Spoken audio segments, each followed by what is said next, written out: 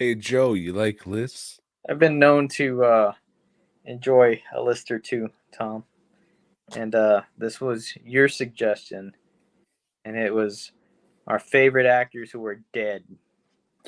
I had favorite childhood toys, You did, but then you but I changed. guess we've already did that before. We had. Mm. So, Tom, at number 5, I have Phil Hartman. He's dead. Rest in peace, Phil. You always gave your best. You always gave your all. Let's hear it. Everybody's got a Phil Hartman. I don't have a Phil Hartman. Remember from The Simpsons? You remember Phil Hartman from The Simpsons, or what about Jingle All the Way? He was in Jingle All the Way. He was. You know what else he was in? The bottom of a swimming pool. He was. What was the one with Michael J. Fox that he was in with Kirk Spin Douglas? City. No, it was a movie. But he was in Spin City. Or was it that radio one? News Radio. News Radio. That's what it was. It wasn't Spin City. He would say things like, oh, yeah, but he would say it like Phil Hartman. Oh, yeah. There's your Phil Hartman. No, just took a little coaching, but you got it. Coaxing. Oh, sorry. Tom, number For 5. Sage. Joe, my number 5 is Angus Scrum. You might know him from the hit Fangoria movie Mind Warp, starring Bruce Campbell. He would say things like, son, and poppers. Angus Scrum, love you, miss you. Was he a Rest in British empowerment. person? He was a Great Britain. Okay. That's why he didn't understand when I said flashlight. Because over there they call it a torch. Over there they call it a buttonhole. At number 4, I've got old Charlie Bronson. One of the greatest tough guys to ever grace the screen. In movies such as Death Wish and Death Wish 2. He was also in Death Wish 3 and then Death Hunt. Charles Bronson.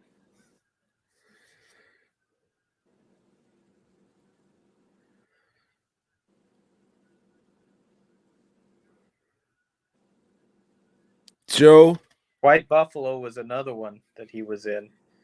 you know what else? Once Upon a Time in the West. And the Sea Wolf later in his career.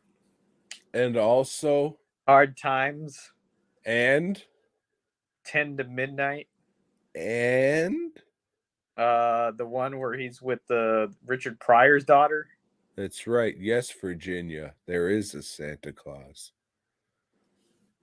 Based on the hit letter that was written to a Macy's store Santa Claus. Joe, my number 4. Number 4? Number 4. Joe, my number 4. Hey, bud.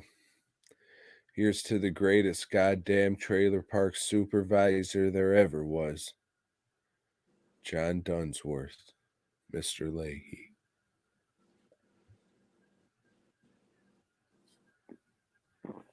Rest in hell, buddy.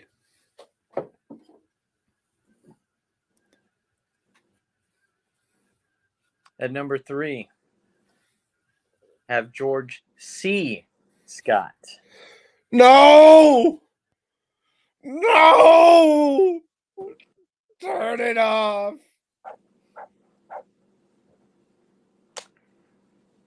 Great actor. I had an actual list on this one. and George C. Scott and Bronson almost made it. If you've never seen The Exorcist 3, watch The Exorcist 3 100%. Why there isn't an Exorcist 3 fucking shirt with the I Believe monologue on it by Fast Custom Shirts yet, I don't know. That seems Or right up like Joe's alley. a hospital shirt, George C. Scott in it. But I don't know. Or a hardcore shirt where he's inviting all those gentlemen to his fucking motel room. Right. Movie's great. Hey, if you've never seen Hardcore and Cruising, I can't imagine a fucking better double feature for you to have a bunch of people over and watch, because that would be some funny stuff. And then throw the Oogie Loves movie in as a third one. That would be good. Joe, enough about Patton. What are we on? 3? 3. Joe, I have the original rat soup eating motherfucker, and that is Rudy Ray Moore. But you may know him. You may know him as the Human Tornado. The Human Tornado. Muses kicked me, never bruised my eyes. Rattlesnakes bit me, they just rolled off and died. No Monkey Hustle. Fuck, that one sucks a dick.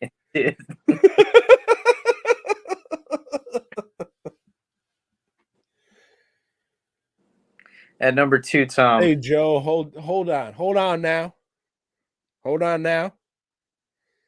So we finished the all the Grindhouse movies, Joe. Joe, what series are we gonna start next week? Fuck, I forgot to look for that. Just like I'll let you know what our list is gonna be. Hey, maybe you'll think of something before it's over. Mm-hmm. Continue now. At number 2, I have the ruggedly handsome Ernest Borgnine. From such films as Escape from New York and Marty, for which he won an Academy Award, and for The Devil's Reign, and what other films was he in? He's in a lot of shit. SpongeBob SquarePants. He did some voice acting on that one. Did an episode of The Simpsons for more voice acting. He was it Kelly's Heroes? I think it was Kelly's Heroes, or maybe it was a Dirty Dozen. He's in one of those, but old Ernest Borgnine. He was also on my list but didn't make it. You know why? Why? He's the goddamn father of professional basketball, you know. Mm. Ted Denslow, rest in empowerment, choked on a hot dog. Joe, number 2. Mm-hmm. My number 2 is a great Canadian man. But he's not just a great Canadian man. He's a great dead Canadian man, Joe. And this is Norm Macdonald. You might know him from his television show called Norm. A gnome called Norm. Fuck, love that one. Oh wait, never mind. That was Sherlock Gnomes, where it had the little gnome in the mankini shaking his butt cheeks. Never whacked off in a theater harder. Old vampire dog himself. Jelly.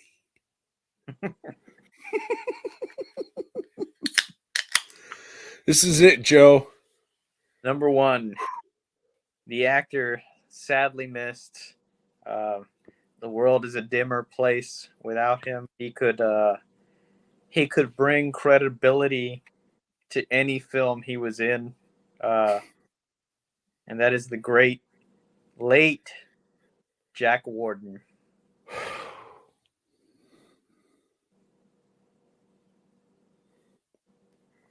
Great fucking actor, and a connection to your number 2 because he was in Dirty Work. He was. Mm-hmm. Mm.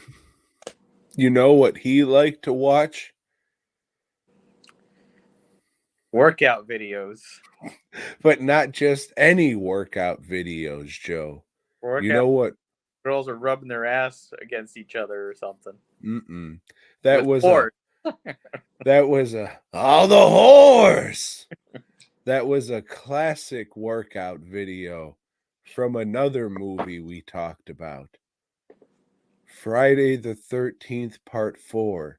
That is, in fact, Joe, the same video that fucking guy's watching. I know, it must be public domain.